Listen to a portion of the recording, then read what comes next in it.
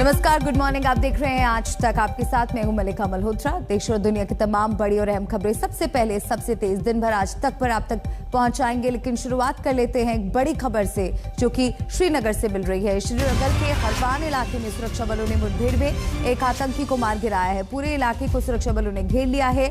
दोनों तरफ से गोलीबारी जारी है।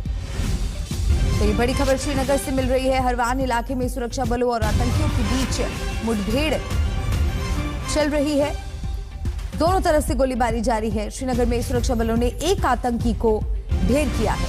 ये बड़ा अपडेट, बड़ी खबर। हरवान इलाके में सुरक्षा बलों ने पूरे इलाके को घेरा हुआ है और आतंकियों के साथ मुठभेड़ चल रही है। और इस मुठभेड़ में जो ताजा अपडेट मिल रहा है, उसके मुताबिक एक आतंकी की मौत हो गई है।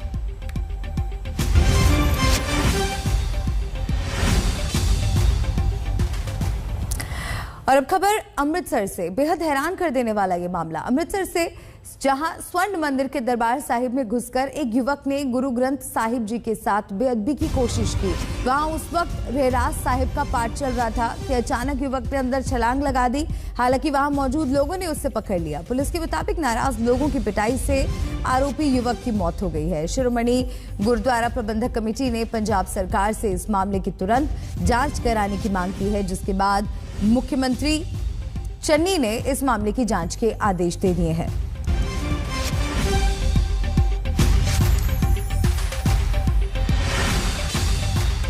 साथ ही आपको अपडेट भी दे दें कि पुलिस इस बात को कंफर्म कर चुकी है कि लोगों की पिटाई के बाद इस शख्स की मौत हो गई।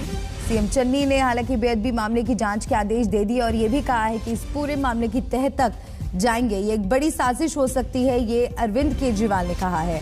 बीजेपी नेता मनजिंदर सिरसा ने अमित शाह से इस पूरे मामले पर बातचीत की है। तो गुरु ग्रंथ साहिब के साथ बेअदबी की कोशिश करने वाले युवक की मौत हो चुकी है और पुलिस ने इस बात की पुष्टि की है कि गुस्साए लोगों की पिटाई की वजह से उसकी मौत हुई। पोस्टमार्टम करावांगे और असीं बिल्कुल जिहड़ी अगे जो बनती कर रही है। देखो असीं इहदे विच ना सारियां साडियां टीमां लग गईयां ऑलरेडी। इत्थे श्री दरबार साहब के अंदर बहुत ज़्यादा CCTV कैमरे आ, बाहर तो लेके अंदर तक असीं इहनूं पूरा वाच करांगे भी वो तो बाहरों कल्ला आ रहा कि जां इहदे नाल होर भी कोई आ रहा। वो सारी चीज़ वाच करके जो कोई इहदे नाल दा होया तो उहनूं भी वेरीफाई करांगे। अज जो दर्दनाक घटना दरबार साहब श्री दरबार साहब अमृतसर हुई है, ਉਹਦੇ ਤੇ जितना भी दुख प्रगट करो थोड़ा है। ये अनबेरेबल है। ये हुण कौम सहार नहीं सकती एडी वड्डी बेइज्जती, एडी बेअदबी। और ਇਹਦੀ बड़ी कोई वड्डी साजिश हो सकती है। तो ये साजिश नूं बेनकाब करना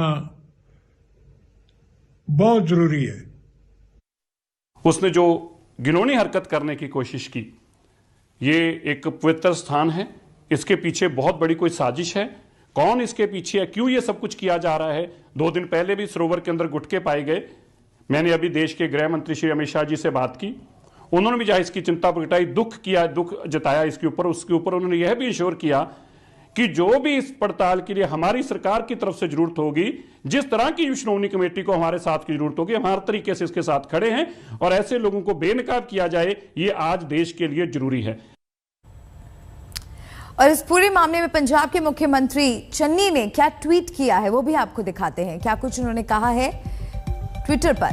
मुख्यमंत्री चरणजीत सिंह चन्नी ने श्री रहरास साहिब जी के पाठ के दौरान श्री हरमंदिर साहिब जी में श्री गुरु ग्रंथ साहिब जी का अपमान करने की कोशिश को दुर्भाग्यपूर्ण बताया है। ये सीएमओ पंजाब का ट्वीट है और घटना की कड़ी निंदा की है। मुख्यमंत्री ने राज्य पुलिस को साजिशकर्ताओं का पता लगाने के लिए पूरे मामले की गहन जांच करने का निर्देश दिया है।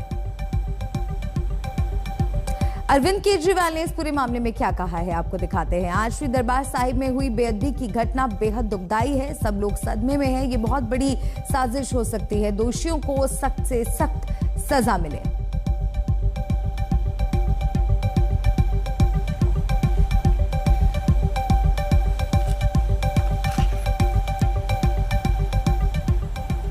चलिए आगे बढ़ते और अब बात करते हैं ओमिक्रॉन की। तेलंगाना में ओमिक्रॉन वेरिएंट के 13 और मामले सामने आए हैं। तेलंगाना में अब ओमिक्रॉन वेरिएंट के 21 मामले हो गए हैं। वहीं देश में ओमिक्रॉन वेरिएंट के कुल 134 मामले हो गए हैं। तो लगातार देश भर में ओमिक्रॉन वेरिएंट तेजी से फैल रहा है। तेलंगाना में ओमिक्रॉन वेरिएंट के कुल 21 मामले अब हो चुके हैं। देश भर में कुल 134 मामले हो चुके हैं। तेलंगाना में ओमिक्रॉन वेरिएंट के 13 नए मामले आए हैं सामने और लगातार अब चिंता बढ़ती जा रही है, क्योंकि एक्सपर्ट्स द्वारा इस बात को लेकर चेताया जा रहा था कि ये वेरिएंट बहुत तेजी से फैलता है, सावधानी बरतने की जरूरत है और तमाम कोशिशों के बावजूद ओमिक्रॉन तेजी से देश में अपने पैर पसार रहा है।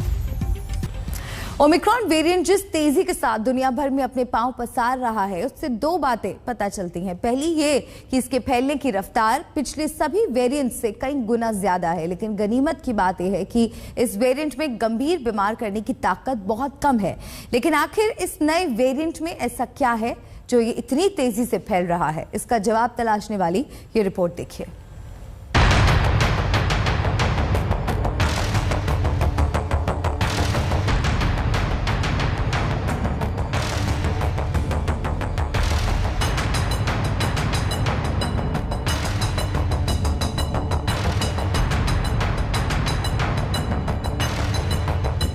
वेरिएंट ऑफ कंसर्न घोषित किए जाने के 3 हफ्ते के अंदर ही ओमिक्रॉन ने कम से कम 94 देशों में अपनी उपस्थिति दर्ज करवा दी है। There are some early studies from the UK that have looked at household secondary transmission, looking at higher secondary transmission as compared to Delta, but again, it's still early.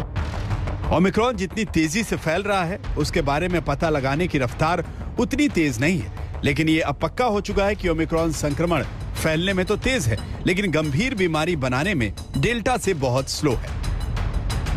The Omicron variant is a change in its genetic sequence that has changed the shape and changed the ability of that spike protein to attach to human cells and enter the human cell, and that's probably what's giving it its transmission advantage.